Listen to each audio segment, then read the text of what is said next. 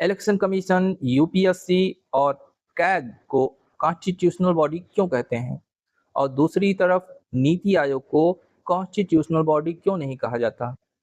आइए समझते हैं कि कॉन्स्टिट्यूशनल बॉडी और एग्जीक्यूटिव बॉडी में क्या अंतर है। सबसे पहले कॉन्स्टिट्यूशनल बॉडी समझिए।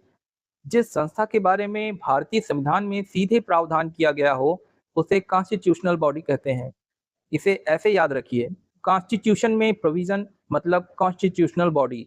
उदाहरण के लिए election commission article 324, UPSC article 315, finance commission article 280, CAG article 148। अब एग्जीक्यूटिव बॉडी को समझिए। यह ऐसी संस्था हो सकती है जिसे सरकार अपनी एग्जीक्यूटिव पावर के तहत किसी एडमिनिस्ट्रेटिव या पॉलिसी पर्पस के लिए स्थापित करे।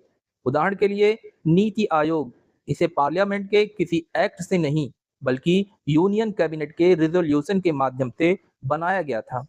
इसलिए नीति आयोग को कॉन्स्टिट्यूशनल बॉडी नहीं बल्कि एग्जीक्यूटिव बॉडी माना जाता है। अब दोनों का अंतर एक एग्जाम्पल से समझिए। मान लीजिए कॉन्स्टिट्यूशनल एक रूल बुक है।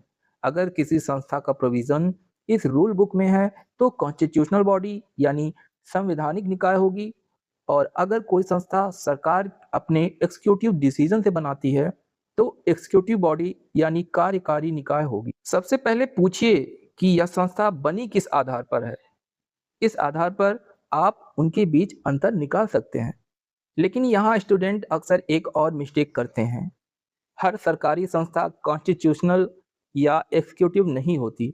एक तीसरी इंपॉर्टेंट कैटेगरी है स्टैट्यूटरी बॉडी यानी वैधानिक निकाय, जो पार्लियामेंट या स्टेट लेजिस्लेचर के एक्ट से बनाई जाती है।